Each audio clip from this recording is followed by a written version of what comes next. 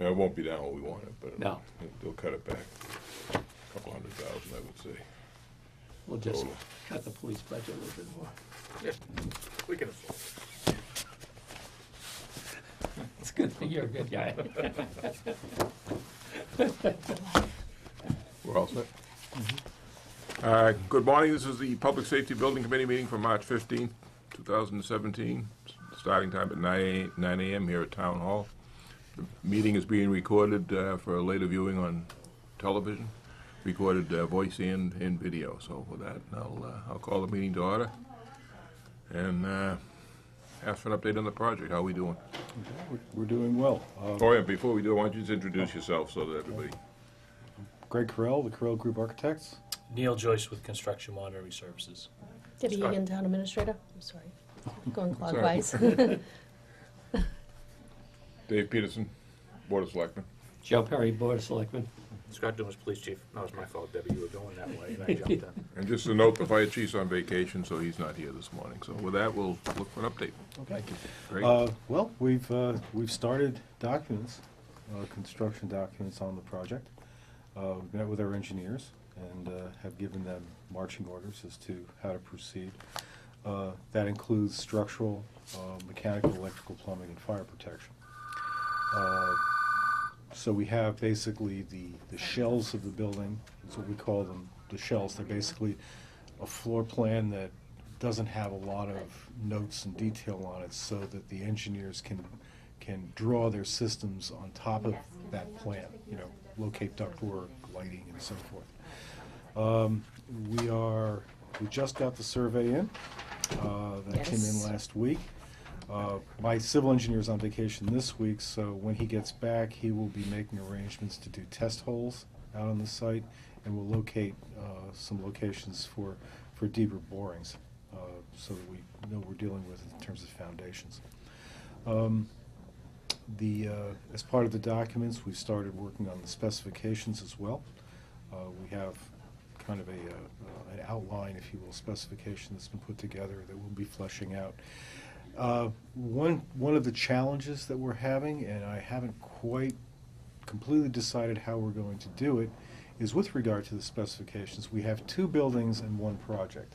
So I guess the question is, do we issue two separate books, two separate specifications, one for each building, or do we try to combine the two?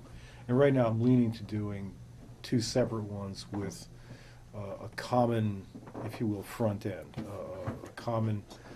The front end being the legal language that's associated with the spec, the general terms, how you conduct the work, what you carry for insurance, and those sorts of things that apply to, you know, both projects.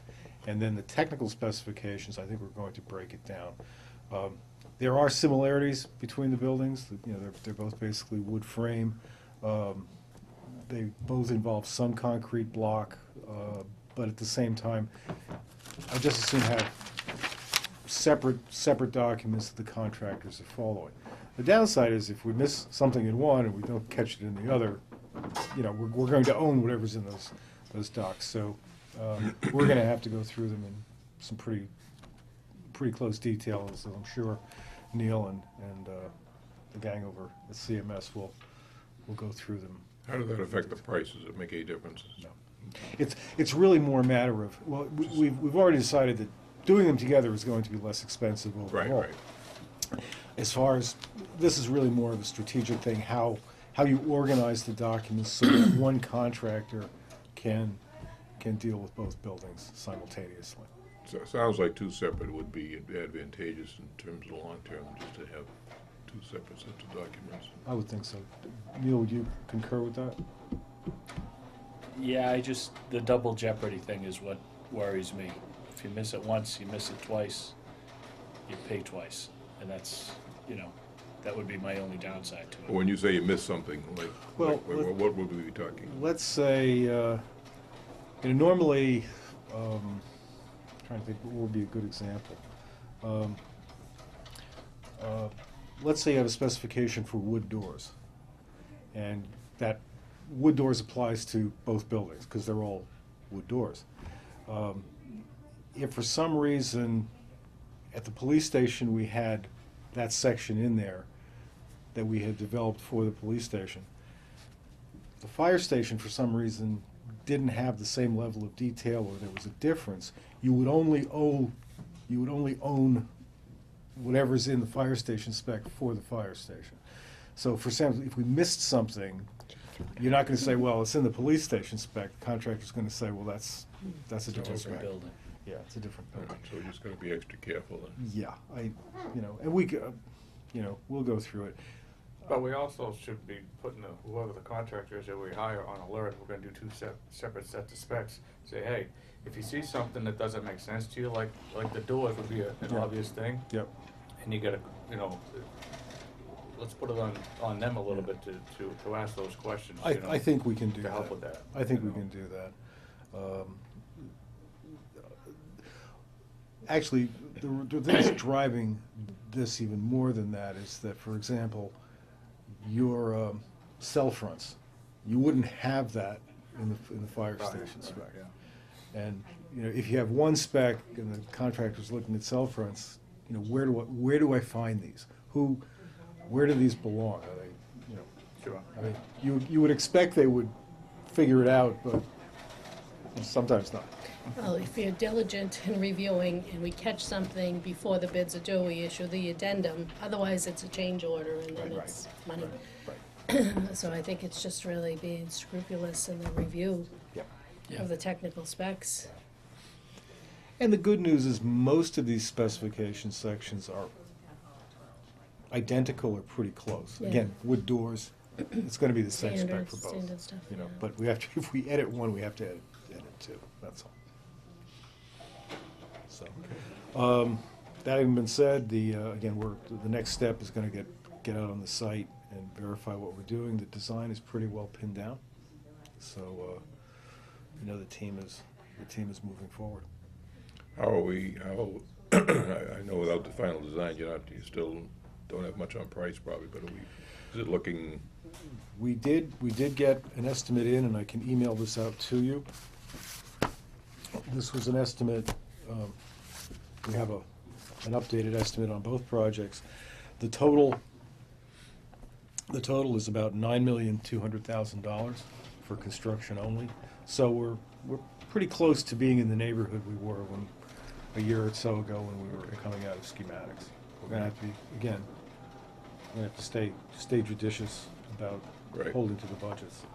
And there's been a little creep, there's been a little. yeah, no, I'm little expecting, I think we're all expecting there's gonna be some creep, that's for Oh, yeah. sure. It's just a matter of how we can hold it down and keep it to a minimum. The big variable right now is site work. We have almost $1 million in site work. And I'm hopeful that we can limit that a little bit. But we have a pretty good takeoff from the estimator Okay. on site work, so.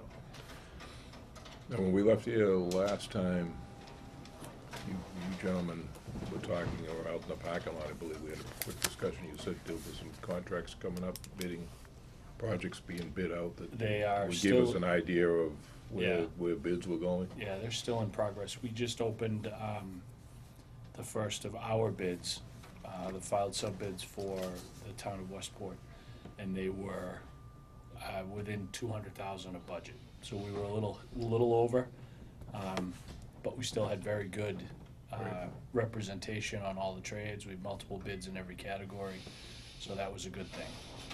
But we did see a little bit of creep in a cost per square foot basis anyway, from both mechanical and electrical subcontractors. The other trades were plus or minus where they should have been, so.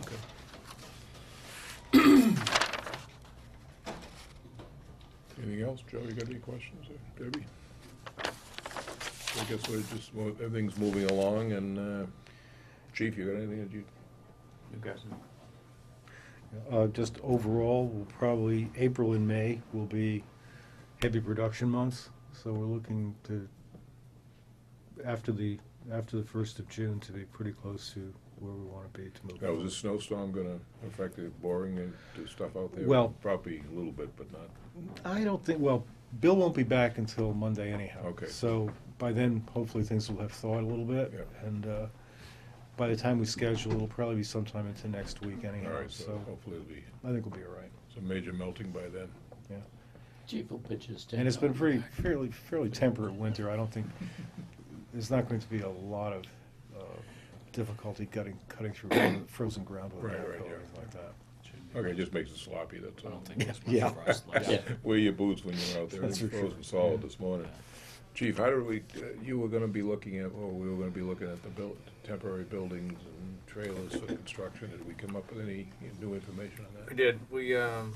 I was able to meet with Lori Turner, who works for Williams Scotsman. It wasn't until last week because she was on vacation. We sat down, we talked about what I wanted to do about the different, whether or not we put a single wide trailer out there temporarily. We talked also maybe about sharing a trailer, so she's gonna give me pricing on a double wide as well, you know, with the construction that can be maybe perhaps rolled in with that. I talked to her about trying to negotiate the price with the tear down, and they were pretty solid on that, although she did run out the chain and has not gotten back to me as far as gotten an answer on that yet. Told her I had a meeting today, and she was gonna try to get me those answers, but I had not received them as of right now. I did get a couple estimates on, I got one estimate, and I'm waiting on another for that tear down, you know, that ramp that we have to take place, and then Greg, as far as you know where that ramp is, right? What I told them as far as once they tear that down, you know, just to plywood it up, and that's it. You know, they'll repair the roof, and then everything's going to be rolled into the construction, right? Right. Okay. There's a lot of prep work that we have to do prior to that. We got to figure out, you know, all that, because all the data cables that come from the main building into those temporary trailers, I mean, those are all wired up, and we have to figure out, you know, what that is. So that's an additional cost just for the deconstruct and getting the building patched and the trailer patched for transport. The first estimate I got was $3,700, and I have another one that's coming. Going back to the trailers, you know, after sitting down with Lori after she left, I was thinking about what if we squeeze into the building, you know, and not put a trailer out there. And you know, I talked with some of my folks and said, hey, you know, it'd be a cost savings, you know, for the project itself. As I mentioned during my budget presentation, I'm looking for some money, some funding in a dispatch center, you know, just the upgrades, even though they're not doing a lot of construction aspect of it, but the equipment and whatnot. So I'm looking for some savings in order to do that. To do a temporary single wide, the initial price I got on that was just for setup and putting it out on the site was like $7,600, and then there was the monthly rental fee of about on the price I got was about $500. But what she was talking, when I talked to her, the price came up, you know, a little bit. So almost to the point, because we're getting these ones, we're really getting a pretty good deal on the ones that we have. She was talking about getting about the same price. I said, no, you know, that's what got me thinking. If that's what her price point's going to go, we'll sacrifice for a year. We'll squeeze it. We'll make it work. And the other thing I was thinking about, as far as say the construction, whoever you hire, they got their own trailer. You know, they got to put it someplace too. You know, and we're going to be tight on space anyway. So I think what the decision for us is going to be, we're going to figure it out. We're going to squeeze into that building temporarily, not put anything up there. So we'll be waiting on you, Greg, to tell us when, because we're on a month to month. We don't have to go to August on those trailers. We're on a month to month. The rate is just tied in to August. But we can go. As soon as we get that prepped and ready to go, we can get out of those buildings and move. The other thing, and I've already looked into this, is we're going to have to do something with the furniture that we have within the building. So I've looked at temporary storage units in town where we can just move our furniture down, and we get a reasonable prices if we have to put something down there on a monthly fee. Okay, I'll bring it That's what, We might be able to find something between the town hall and the annex. I don't know how much furniture you have to, yeah. you know, in one of And we- these and we- buildings. And we could do that. Whatever we decide, I mean, the monthly fee was reasonable, I think we'd Yeah, only need okay. one unit, and like $250 a month. Yeah, the big Yeah. thing with the storage unit, you just walk in, walk out. Yeah. If we do one of these buildings, we got upstairs or downstairs, it's a lot of lugging and a lot of lifting, and Yeah. I've done that. Yeah. Just in the last few years with different things. It can be. Yeah, the It's second brutal. story over at the annex. It's brutal. Yeah. Tight. Well, we're paying, what, 24,000? 24,000 A year. A year, it's 2,000 a month. In other words, as of the start date of the project, where that knocks off, so you're gonna have some money. I'm just concerned that, I mean, I know how tight you are up there, and I think at least a smaller trailer for, say your office or however you deem the necessity, but I'm just concerned that for a year, you're gonna squeeze into that building, I don't know. We're gonna get to know each other real well. Yeah, I guess you will, and I'm just concerned, I suppose one of my bigger concerns is in terms of the public, is if you get an investigation, detectives, something need a place where they need some privacy, interviews, or you get some kind of an incident whereby, the DA's office, the troopers come in, and, something more major than normal. Right. You need to kind of plan on having some kind of a space that at least You can go. there's some separation, and I just, I appreciate the fact that we can squeeze in there, but from an operational point, if you were talking a month or two, I'd say, that's fine, but if we're talking a year, basically, I think I would rather spend a little bit of that 24,000 on, if it's costs, if we can get it down to 6,000 or 8,000, to me, it might well be worthwhile just from an operational standpoint. So just look at it that way, that we're asking you to cut down everything you can, but on the other hand, we have to maintain, and the public needs to know that the things are going on up there. And like I say, if there's an investigation or something that requires some extra space, Mhm. just keep it in mind. We appreciate the fact that, you and the people up there are willing to put up with each other in close quarters for a year. Well, I'll look and see what the final numbers are, and then All right. we can revisit it. We obviously don't have to make a decision today on that, but it's just it's an option that's Right. that's available to us, and depending upon what the cost and what the cost savings may be, then we'll figure it out. We'll be able to adapt to anything we need to. All right, no, I appreciate that, that's great. Throw something out, maybe completely off the wall, but perhaps moving part of the operation off-site? Could detectives or, I can move back into Something. town hall. yeah. Yeah. Yeah. Town hall annex or something, if you have a space that you effectively need, basically office space Yeah. someplace, temporarily. I'm just, it may not be. Yeah, it's gonna be that's awkward, another but- consideration we could do. So long as the biggest for us is going to be dispatch. We don't want to disrupt dispatch, and, Right. and they're It stays there, where it and, is. and so there's other things we can probably consider to try to mitigate that and address those issues and concerns that you have, Dave. Yeah, I just want to make sure that we're squeezing in, but at the same time, the public kind of expects that, we're to be able to maintain. And I'm sure you can, I'm not saying that we can't, but a year is a long time. A lot of things can happen. Mhm. We just want to be prepared for anyway. Mhm. It might be a matter of, if the word gets out, maybe someone with some space in one of these other projects in town that got some open space might be able to donate something for inexpensively, just to allow us a little office space for a year, something like that, might be helpful. It's an option anyway that we can Yep. think about, because that transition is gonna be difficult anyway, so it's smoother we can make that. How many offices are involved, Chief? That I have total. Just that we'd be looking for temporary quarters for. Oh. Probably 4.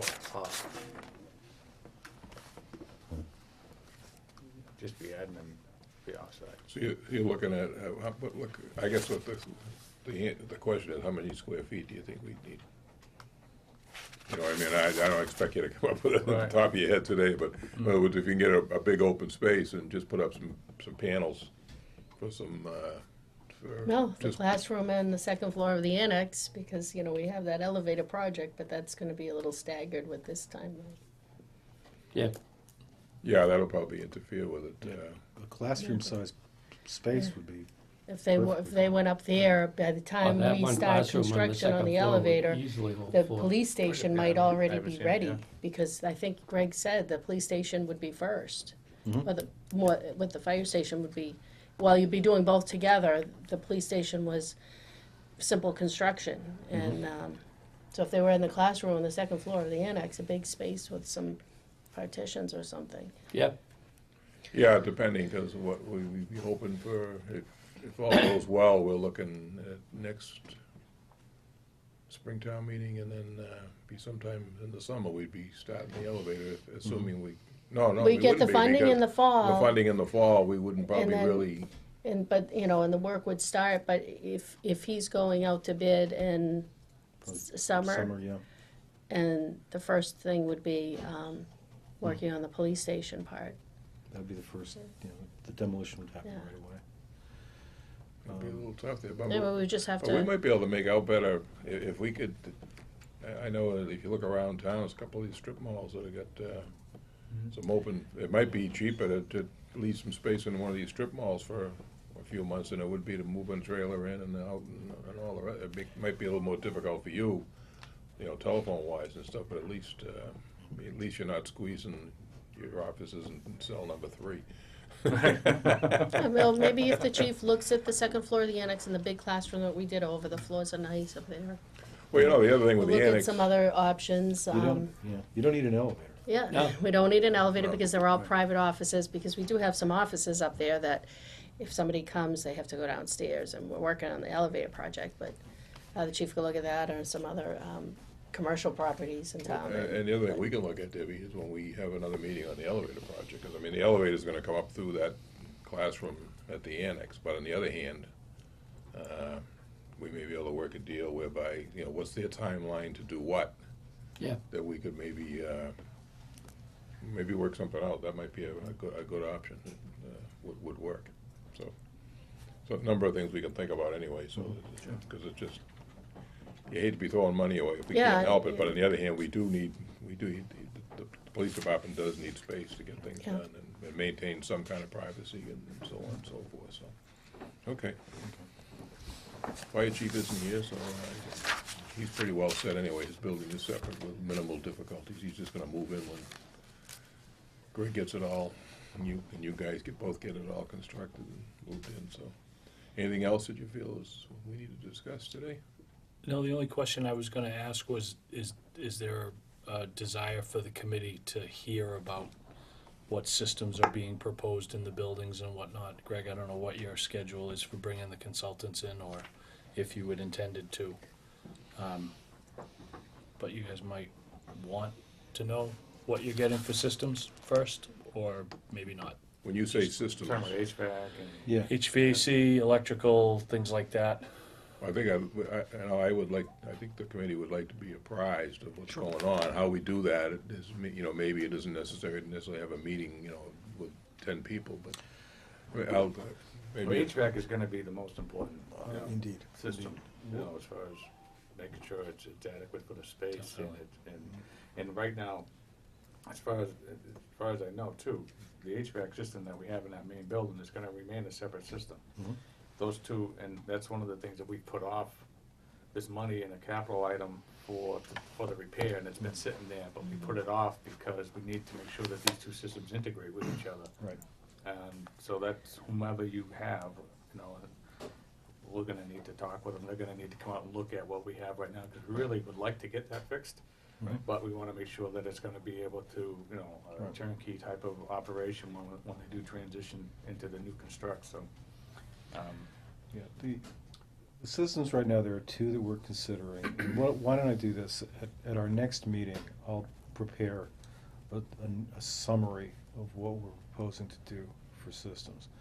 Right now, yeah, and you're right, the heating and cooling is, you know, I don't think you really care about whether, you know, what the fire protection system is doing. You know, I mean, it's just sprinklers. Right. And it will be as efficient and so forth as we need it to be. Electrically, we'll have two separate generators. I don't want to put both buildings on one. They really need to be standalone with automatic transfer switches. So as far as electrical systems are going to be whatever you're going to need. Plumbing the same way. We'll have some compressed air systems, for utilities, for evidence processing, for certainly in the fire department for just general work. And you need compressed air for each truck as well.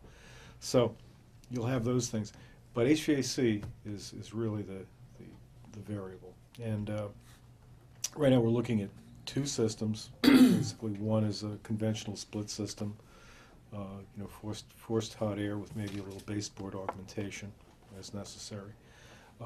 Probably the most economical system to build going in.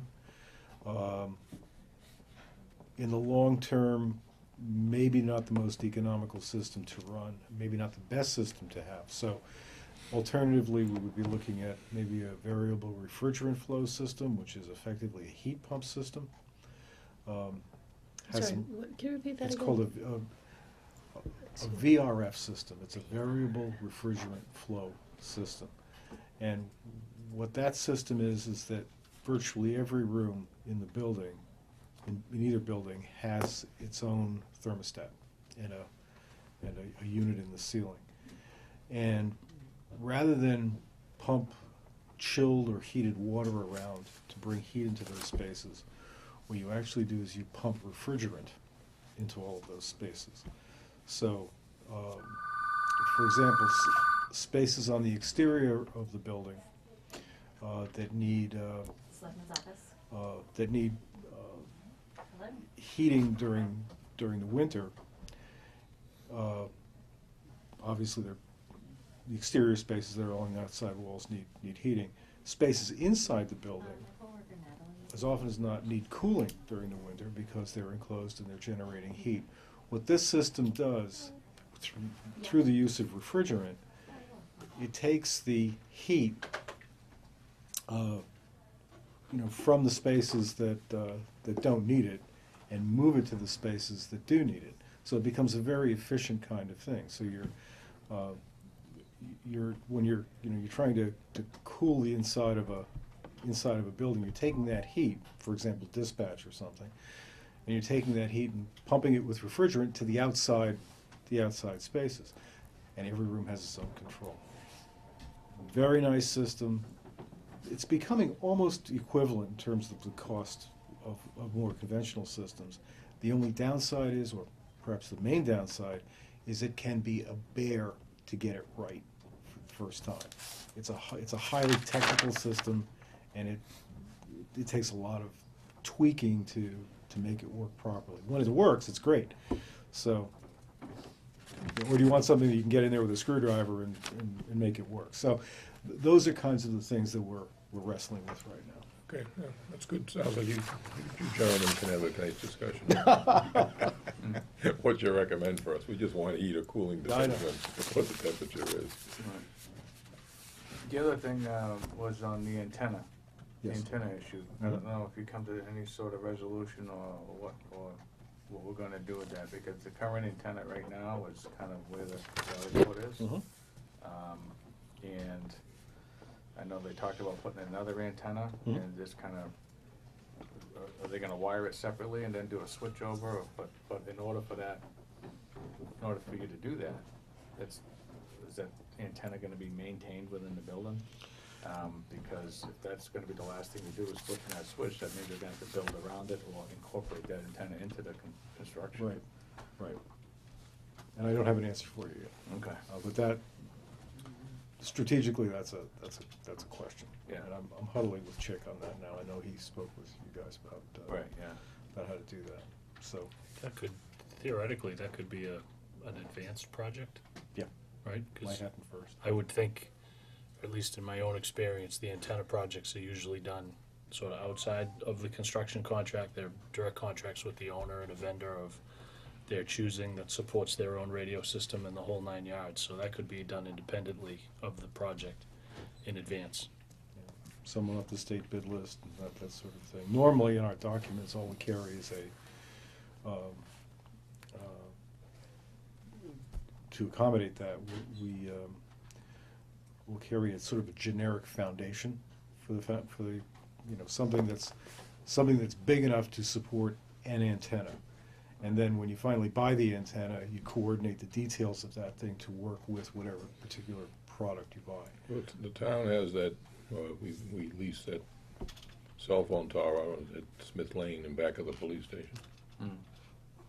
Is there a possibility we could do I don't know, a mini, in the old days, a mini microwave system or something, or even, I hate to run a phone line out there, but, and utilize that tower, and would that maybe give us a little more height that would help your, I know the fire chief, and Mark Emery probably has the most knowledge on the radio systems, and obviously Al, who was with Two-Way, had a conversation about that tower, so they're aware of it, and they are trying Okay. to incorporate to whatever we do within the project. because how tall is that tower, chief, that you're using? Like, Oh, at At the the, PD, at the police station, yeah. 30 feet. So and the other option is, I don't know what the 20 feet. fire chief isn't here, obviously, so we need to find out what requirements he'll need, if anything. But the other thing is, if we're building a fire tower there, whatever, hose tower, whatever you're calling it, is there a chance that we could just Put something on top. put an antenna on top of that, Possibly. or build it into that so that, however, whatever, I don't know what kind of weight you need or whatever, but do something along that line, rather than putting up a separate tower that's totally independent of, but just something to think about. Yeah, That's a good point, though, is, They did consider a lot of that, and I think because of, it was easier for the fire department to phone in as opposed to, wherever that antenna goes, the other entity is gonna have to phone in, so it's gonna be data lines over there. right, And because the fire department uses less data and less radio activity, it was thought that it should be on the PD site with all the data is, and then Right, the fire okay. department phone in, so I know they're considering. yeah, okay, they no, that's fine, consider as long as we're on it's in the talking stage, and we're looking at what you need, that's what the important thing at this Right, point. yeah. Just any and all options are on the table, and whatever seems to work best for everybody is what we wanna do, so. Yeah. I think we need to confirm how high it actually has to be. That's. That was one of the That's the things that they were working out with Al, it's, ideally, it would be 200 feet high, so it could cover the whole town. but It'd look like that Channel would be 5. ugly. 199. Yeah, FAA. FAA requirements. There you go. That's right, keep it right underneath that foot. Okay. That's one of the little things I learned in my ham radio test. Yeah, because it would go up your house, Joe, right? Yep. All right, so we're pretty well, that's pretty well said on all that. We discussed the temporary trailers as part of the general discussion. We have minutes from February 22nd.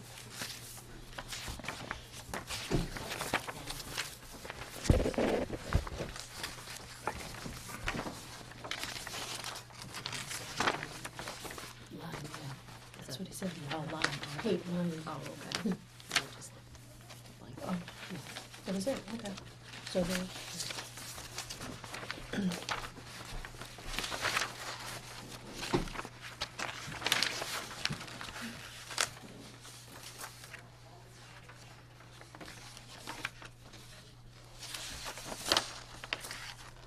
Now, these are the same minutes you were gonna send out. Yeah, I just had Yeah. Amy look at it, and she questioned actually, Dave, but I'm pretty sure you said this, paint line to delineate where we want people to park out in the, Yeah, line, line, lines, right? yeah. Good. Yeah, they look good to me otherwise. Yeah, I'll take a motion to, I'll make that motion. you're off the chief. All in favor? Aye? Aye. Aye. Very good, thank you. And with that, what are we looking at for another meeting, Dave? How much break time do you need, Greg? Couple weeks, 3 weeks. Okay. Neil, is there anything that you need to apprise us of in terms of your being, the overall project, or what, No, I think. any problems you see? No, I would have liked to have seen the test bits and whatnot done in our little spring thaw that we had, but we can make that up, and Right. I don't believe it would impact your schedule. It's not. So Okay, we're doing well. very good. So are we talking Wednesday, the 29th, or it's 2 weeks too soon? No, that's fine, we can give you an update. Doesn't, yeah, we can talk about the HVAC system and a little more detail. Do you need an extra week beyond that, do you think? I mean, is it something that, I mean, I don't, Well, at this point, if you need an extra week and we get more information, it would be fine. We're probably better off. where we are right now, we don't need a whole lot of input.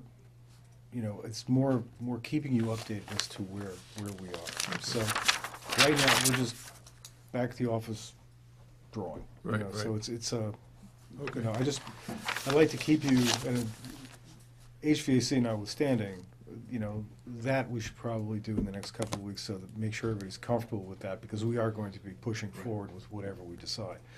But pretty much everything else is just kind of cranking away. Right, right. So,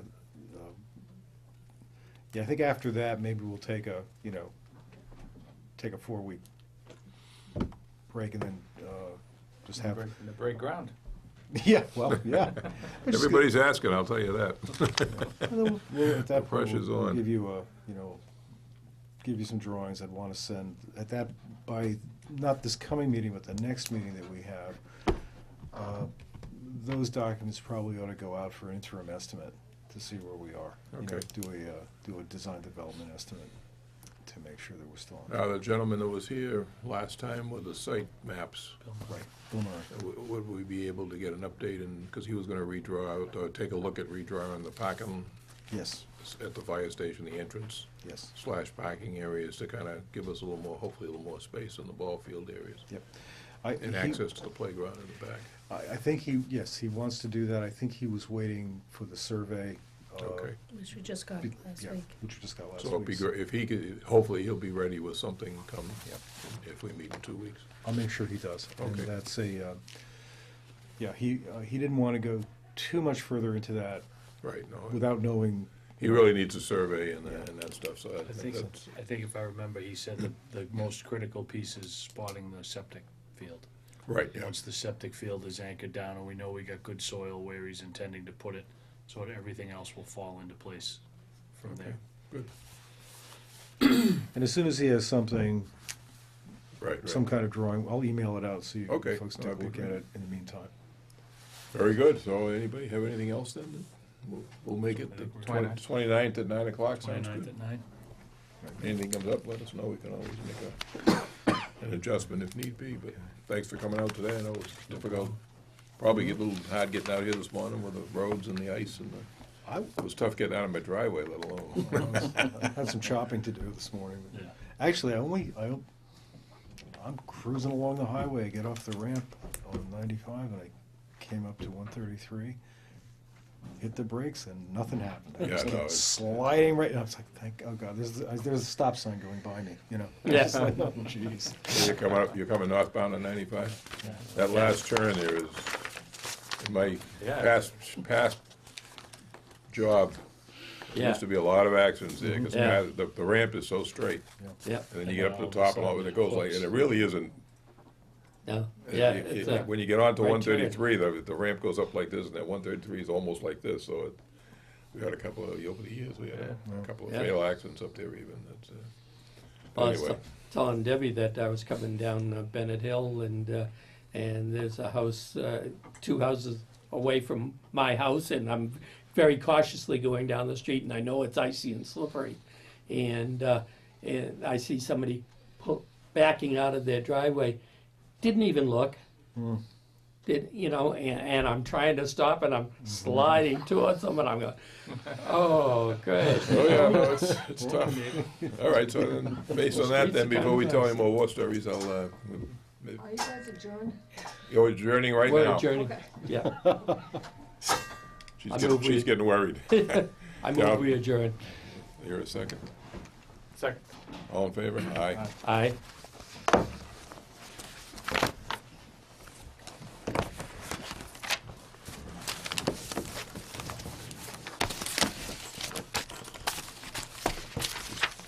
See that trailer truck